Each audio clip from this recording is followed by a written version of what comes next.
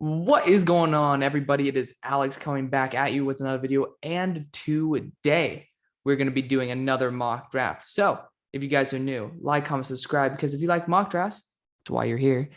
I'm your guy. I post it all the time, and if you guys like a certain team, drop it down in the comment section below because I'm doing 7-round mock drafts for them, and I might have already done them, so check those videos out as well. And of course, we're going to be doing a bunch of stuff in the off season. And if you guys want to take part in any of these mock drafts, of course, go to those links in the description. Talk to me on Discord, Twitter, Instagram, and we can start doing that type of stuff because we're going to be having a couple fan mocks in the off season. So yes, spoiler alert to my fans in the Discord, we're going to be having that happen. But without further ado, let's kick off this mock draft because this is going to be a fun one. I'm going to enjoy it as well as you guys. We have 4 rounds coming in over the next couple of days. Let's start off the number 1 pick. Jaguars, I think that this is a pretty obvious one. Aidan Hutchinson, whoever's at number 1 is going to draft Aidan Hutchinson. Just the way it rolls, he's completely changed who he is as a player, dropping about 10 to 15 pounds, retaining his power and just gaining pure athleticism. He's a special talent. He is a special talent. He is by far the highest graded player that I have looked at in this class.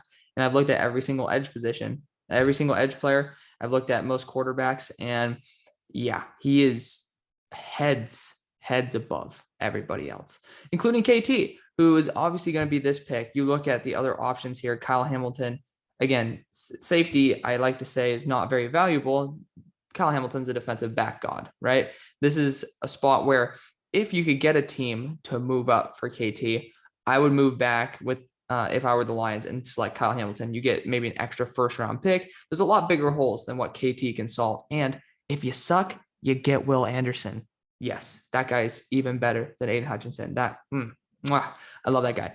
But in this case, no one's willing to pay the price tag to move up because it's very expensive. And these teams can get a lot better value for their picks. I highly doubt there's going to be a lot of movement up here because also KT has had some injuries. So represent Oaks Christian, it's where I went to school. KT is an absolute dominant threat when he's healthy. Just he needs to stay healthy. And my only issue with him is that he might be a bit inconsistent. But then again, a lot of edge players are. You just don't get a bunch of Aidan Hutchinsons. Otherwise, it would be one hell of a weird NFL that we'd have because the offensive lines are crap as it is. Speaking of a crap offensive line, at number 3, we got the Texans. And I am pretty damn solidified on this opinion. I think Evan Neal should be the pick. Titus Howard, yes. He's been playing right tackle. He's been doing a good job. But I highly doubt that his value is going to be, or his ceiling is anywhere close to Evan Neal. And you don't give up on somebody who greatly improves your team if you have somebody there that's solid. So I think that the right thing to do is to move Titus to guard because, again, if he's still solid, also injuries happen. Getting a guy like Evan Neal is perfect. There's apparently some rumors around. Some of you guys told me that, Laramie Tunsil might be being shopped. And if that's the case, even more reason to go Evan Neal here. I think that you have to go after this. Safety is definitely a position I would consider, but the value of an offensive tackle is ridiculous. And I think Evan Neal is one of the best. He doesn't look as polished as some guys we've seen in the past. But the issue is he's only played at each position at a guard spot, right tackle, left tackle for 1 year. He hasn't had time to mature and develop, and he's done so much in the years he's played. I think he is a lock fit for any team. And it doesn't matter. If I go Kyle Hamilton here, I'm going Evan Neal here. If I go Evan Neal here, I'm going Kyle Hamilton here. I don't know if people haven't watched Kyle Hamilton, you look and see safety at 4. You're like, oh, this is Jamal Adams again. It's not. It's not. Kyle Hamilton's a different breed. He's 6'4". He's rangy. He has a crazy high intelligence. And he just is an absolute threat at the safety position. Plays in the slot, plays linebacker, plays single high. He plays everywhere you want him to. This is not a big hitter Jamal Adams who looks like he's a game wrecker. This guy is a legit game takeover threat. He is absolutely awesome. I love him to death. Number 5 with the Giants. So we're sitting here and we're going to have a little bit of a change up in what happens in this draft. Pretty excited about that. The Giants are going to go Ikem Ekwonu here. You do need a right tackle or left, unless, you never know what Andrew Thomas wants to do in that situation. Offensive line's a huge need, right? So it's a pretty obvious one that you should be going after. The highest ceiling offensive tackle, not named Evan Neal. That's Ikem Ekwonu. This guy was on a Felsman freak list. He's insanely strong, and he's developed so much over the year, and it's insane. It's great to see. Now, if that makes you uncomfortable to see what he was last year and say, oh, he might be a guard, honestly, if you move him to right tackle and he doesn't pan out, he can be at right guard for a short period of time until he gets comfortable again. We've seen him do progression from a guard level to a tackle level. I think that is possible to replicate. I think the value is just too good on a Giants offensive line that's, no disrespect, really crap. And I think you guys would agree. Number 6 with the Jets. So I thought long and hard about this one. I'm tired of Derek Stingley to the Jets. And I think you guys are too. He's had a lot of injury issues, and I think we're harping on who he was 2 years ago for too much. We're forgetting about injuries and poor play, and we're just saying, oh, we saw what he could be in his freshman year. And that's great. That's going to get him drafted this high. I totally agree. However, I think the injury issues are stuff that we cannot ignore. The poor play is something we cannot ignore. So while Derek Stingley is an absolute stud, there are huge red flags. And this is a defense that also needs some other infusions of youth. So I'm looking at George Karlaftis here, defensive end out of Purdue. I think he's an amazing fit for this team. Robert Saleh is going to be able to make this guy into a superstar. I have him as my second highest graded edge. He's actually pretty close to Aidan Hutchinson compared to how highly I talked of him. Like, I think he's the best run defense edge in the class. And he's tied with a couple other dudes, but he's absolutely phenomenal. He is he's technically proficient. He's amazing. And I'm just a huge fan of him. Yeah, he doesn't have great bend, but at this point, I think the value is too good. He can technically drop weight if you want him to. I just love how consistent and how dominant he has been. You could look at Charles Cross here. I would respect that, but I don't think that's how high he goes when there's a talent like George Karlaftis on the board. Also, it changes up something for the Giants here. Panthers, if this were me, because my opinion on the quarterback class is it's not great, I'd be going Charles Cross 10 out of 10 here. However, I understand that Matt Rule may be fired. So whether he is fired or not, I think either a new regime or Matt Rule trying to extend his contract will be looking for a quarterback and a day one impact. And you always go with the safe pick, right? You look at when Matt Rule comes in, he goes after Derek Brown. That's panned out very well. But most new coaches go after something safe so that it A, allows them time to, like, they're not going to fail, but also B, it allows them to give some time to have a solid base before you start taking some risks. Kenny Pickett's going to be that guy. I think that the hype is real. I don't think he's QB1 to me. That right now is Malik Willis. I'm actually doing all my quarterback rankings today. I've already scouted most of them, but like deep dives at looking at every game that they played. Right now, Malik Willis is 1. Matt Corral is 2. And then Sam Howell is like 2B. And then Kenny Pickett is 4. He's really close, though. It's a close race. But Kenny Pickett, by far, is the most pro ready. There's no doubt in my mind about that. Malik Willis, I just love what he could be. And he's an athletic god. So that's where I'm at. We'll talk a little bit more about it as we go on. Number 8 with Washington. Now, I was considering Matt Corral here. I think he's a perfect fit on the Giants. But I'm going to totally screw over what I had in my mind. I don't think with Daniel Jones having his 4th year as well as his 5th year option on the board, I don't think they go back to the rookie well with another risky prospect. Now, for me, if this were solely up to me, and I'm going to be doing a what I would do mock, right? So Giants fans, if you want 2 offensive linemen, I'm your guy. This is hype. This is supposed to be realistic as well as what I would do. Because again, I mean, we don't know exactly what's going to happen. You have to blend in what you think should happen.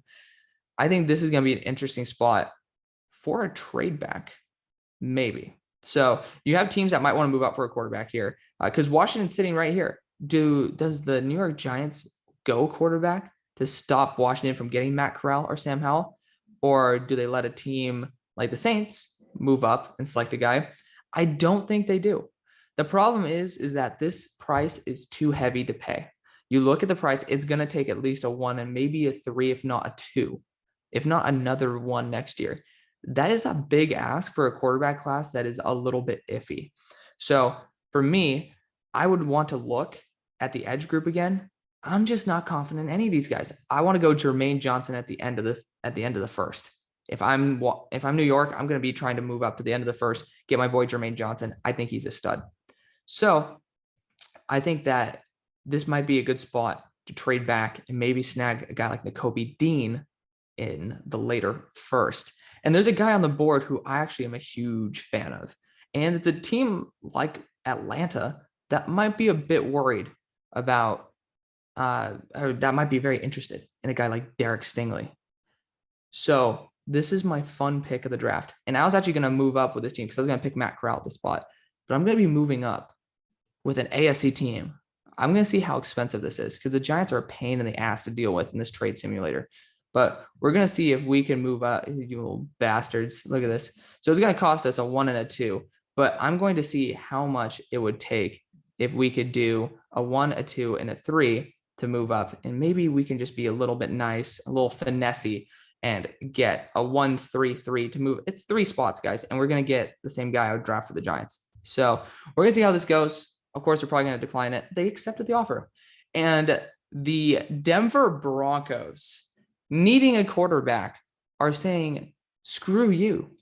We're going to go Derek Stingley Jr. out of LSU, potentially losing Bryce Callahan as well as Fuller. So now you have Derek Stingley as well as, just think about this for a moment. Patrick Surtain, Derek Stingley. It's not maybe a hyper realistic pick, right? But sometimes the value is too good.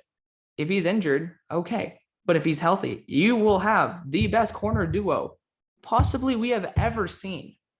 2 top 5 potential cornerbacks on the same team. And you'll see, we might get a quarterback for him too. So you never know. That was just kind of like my fun pick of the draft. We kind of finessed the Giants there, but that's not really that big of a deal to me because I think that we're going to have a very good pick for them. And I am not ready to pull that trigger at 8th overall. So adding 2/3, yes, sir. Number 9 with Washington, this needs to be a quarterback. It's Matt Corral or Sam Howell. I think Matt Corral is going to get the nod here. He's just a bit more, I guess he's a little bit more pro ready than Sam. You could say Sam is the right guy though, because they do like De'Ami Brown. They drafted him from North Carolina. It'd be a fun way to reunite them. Honestly, that's what I'm going to do. I think Sam Howell, with the injury concerns for Matt as well, I think Sam Howell might take the cake over him. It's totally up to the way you rank quarterbacks, but watch the Tennessee game and the Alabama game for Matt. And people might say, oh, that's nitpicking. Like, he's going to do poorly in those games compared to others. I'm fine with you doing worse. I watched Malik Willis versus Ole Miss, where he threw 3 picks. And also, I love my boy Matt. I love him as a person. He's a great guy. Regardless, we'll keep going on. Number 10 with the Falcons. I think they need a day 1 impact. And so far, AJ Terrell has been a great hit. So good for them developing an amazing corner. They're going to go back to the well. Andrew Booth Jr., hyper athletic corner out of Clemson. Him as well. Like, just adding him to that corner core. Holy crap. That is going to be an A+ pick. Number 11 with the Giants. I think the right move could be to go edge here. You got Ojabo on the board, but I think this is a team. I don't think you go 2 developmental prospects in a row. I think this team needs somebody to be happy about. And this is going to be my big riser of the draft because I don't know why I wish he were a little bit heavier, but this guy is electric. He can cover better than anybody. He has had 77 receptions or 77 targets on him in his career, and he's let up 0 touchdowns. He is 225 pounds. He is lightning quick, and he is an amazing blitzer. And the one thing this team needs is an amazing cover linebacker. The defense is almost set. You can get a defensive end for sure. I totally respect that. But I'm starting to dive in to the hype on Nakobe Dean. I think he's going to test in those 4.3 range. He's going, I think so. 4.3, 4.4. I think he is going to be out of his mind on his 3-cone. The guy just moves around like crazy. He's going to be insanely high RAS, and his production's out of this world. So I'm no longer going to disrespect Nakobe by sending him to the second. I think he's a first-round lock. And a team like the Giants are probably willing to go after another Georgia linebacker after Lorenzo Carter. Oh, wait. And Azeez Ojulari. We've seen it before. They're going back to the well. Nakobe Dean's better than both those guys. And I actually really liked both of those guys. So Nakobe Dean out of Georgia is the pick. It's just a fun one. Again, it's a huge changeup. And to be honest, guys, I originally had Ikem as well as Matt Corral. We're totally off script at this point, but it's fun. It's really fun. I enjoy it. So at this pick, I think the right move here would be to move down. And damn it, I used to have the Eagles move up here. Like the Eagles, when I was just making a fun mock for our former co-host, and I had the Eagles jump the Browns for David Ojabo. That's not going to happen anymore, right? So that's a little bit unfortunate. We could go to Minnesota to do that. They've had, I think, the number 1 defensive line in according to PFF. So that's crazy, right? So you can definitely develop a guy like David Ojabo here. That's a tough one because I'd much rather move back, but the hype might be too real. The hype might be way too real. And I know it is because he's not going to fall past 16. I know that the Chargers are taking him for a fact. It makes 100% sense. So given the position that they're in, we're going to go David Ojabo here. Again, totally off script. I used to go, like, the Eagles used to be scooping him up because that's an amazing fit. But this is a team that you have Danielle Hunter there, right? You have Danielle Hunter, and he can train David Ojabo. This guy started playing football, 4 years ago? Yeah, this guy has shown insane potential. And this is a team that honestly likes to take him. So let's have a little bit of fun. Take David Ojabo here. Number 13 for the Saints. I think that this either should be Jameson Williams, Garrett Wilson, or a quarterback. And I think given the quarterbacks on the board, given how Matt Corral could definitely be this pick, I just think that it's time to change it up. They're going to go after speedster Jameson Williams out of Alabama. Yes, he's an absolute stud. I think he's an amazing player, and I think that he is a perfect pairing for a guy like Michael Thomas. Quarterback is certainly a need, but that's something I think we might take a shot on in the second, given how great of talent there is, and also how large of a drop-off there is into the second round. Like, there's a good chance you're going to be stuck with just David Bell if you're lucky, or just Wan'Dale Robinson. And to me, I feel a little bit uneasy about that. 14 for the Browns. Yeah, without David Ojabo on the board, this is an easy one for me. Garrett Wilson is my comp for him is Odell Beckham Jr., or what he should be. Just absolutely dominant at the catch point, really good after the catch. He's a fully complete receiver. He can play in the slot, he can play on the boundary, and he does it both at a very, very elite level. So Garrett's my number 1 wide receiver, but again, speed is getting drafted in the NFL, and this guy isn't just speed. So props to Jameson Williams. The Steelers, I can't see him go quarterback in the first. I really can't. And it sucks because Matt is here, Malik is here. I think we need it, right? In my mock of what I would do, you probably see me lock that in. I just don't think Mike's going to do that. I don't. When there's a guy like Charles Cross on the board, top 10 prospect to me, by the way, I don't think there's a way we can pass on it. I don't. So we're going to go Charles Cross here out of Mississippi State. Again, the Steelers, it's been a damn long time since they drafted a quarterback in the first, and they've been taking more shots on dudes in the third. Desperation has increased. I totally agree. However, I think that the value of a true left tackle that is a top 10 prospect is the best player available. 16 for the Chargers. I think this has to be either you go Chris Olave here, Treylon Burks, who's very similar to like that Chase Claypool build, or we can see them go after a guy like Travon Walker, Jermaine Johnson, or I think my pick that I like for him is Kenyon Green. Tyler Linderbaum should not be on the board, by the way. Again, it's Charles Cross or Tyler Linderbaum for the Steelers. Tackle, I will always go with over a generational center. Call me crazy, even though I have Tyler Linderbaum higher. Again, just positional value. I think this has to be Kenyon Green. It's a guy who can play both guard or tackle. He's amazing. He's very good on the move as well. I think he's just the perfect guy to complete this offensive line. Now, you probably still need a right tackle, but given the value of a starting quality guard, I think it's worth it. I think it's worth it over the other guys. This might be Tyler Linderbaum here. It very well might be Tyler Linderbaum. I don't think they go after him though. He's kind of small, so I don't really think that's the best move. I think DeMarvin Leal might be the best pick here, or Jordan Davis. And given that, we're gonna do something. And people like to say I like purposely drop guys to the Eagles. I don't. I really couldn't care less about the Eagles. No offense, guys, but I couldn't care less about giving them great players. I just like the draft. I like the guys just fall. So we're going to require a 4th-round pick to move up 2 spots. That's a hefty price to pay. But the Raiders probably would be getting big offers from other people moving up, like the Dolphins, to move up for someone like that. So the Eagles are moving up to be able to select Tyler Linderbaum. Now, people say, oh, but Kelce won't retire. You also have the right guard spot. I don't think Brandon Brooks is going to be there for too long. I think the left guard spot should be filled with Landon Dickerson forever. There is nothing wrong with Tyler Linderbaum being on this team. I don't think there is a single thing wrong.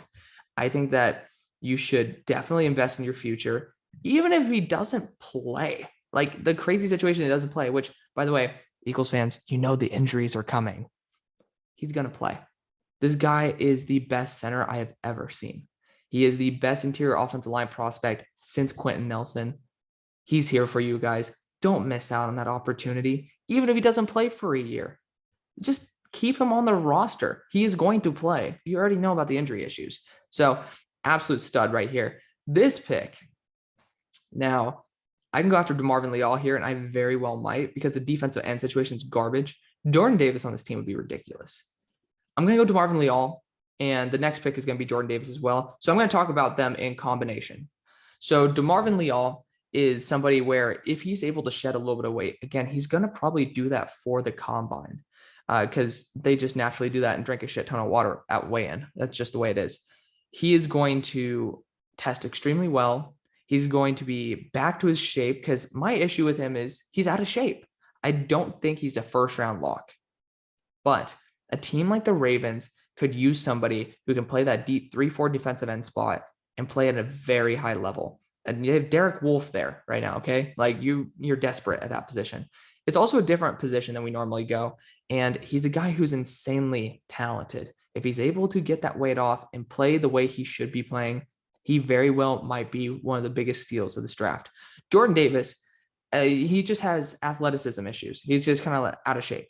And a team like the Raiders might be a little bit allergic to that since Jamarcus Russell came to the team. Sorry to strike a nerve, but he has so much potential if he's able to stay healthy and able to stay in shape.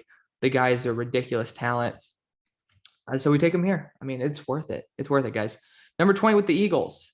Now, I'd consider a wide receiver here, but I mean, I want to look at the guys available. I think Devin Lloyd might be the best choice here. I don't know if he's an exact lock here, but given how the Dolphins are just nastily sitting right behind him, it'd be kind of fun to kind of screw him over. So sorry, Dolphins fans, but Devin Lloyd goes to the Eagles. You have to see what other teams are going to pick as well. So the Dolphins are sitting here. I very well might get Chris Olave. I very well might. And that probably would be the best move for this team. That being said, you could look at someone, you could look at Travon Walker. I don't think that's the right move. I think you're looking for somebody more. Oh my God, there's no way in. Okay, I lost my respect for TDN right there. Like Nick Bonito, probably the right guy to add to the squad. Not in the first, but the linebackers from the first are gone. Not going to go running back. I think this could be a good spot to trade out. If we're going to be honest, I think it might be a good spot to just say peace and get out of here. But we got to look at all the options. And I think Chris Olave might be too good to pass on.